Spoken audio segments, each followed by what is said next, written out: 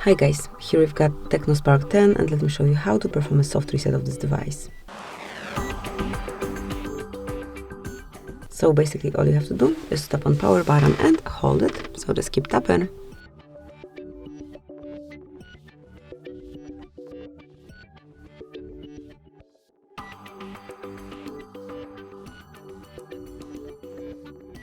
And once you feel the vibration and see the logo, you can release the button and wait till your phone is rebooted.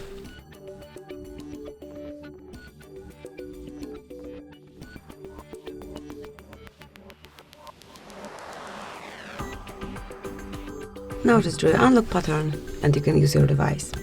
Thank you for watching. Please subscribe our channel and leave the thumbs up.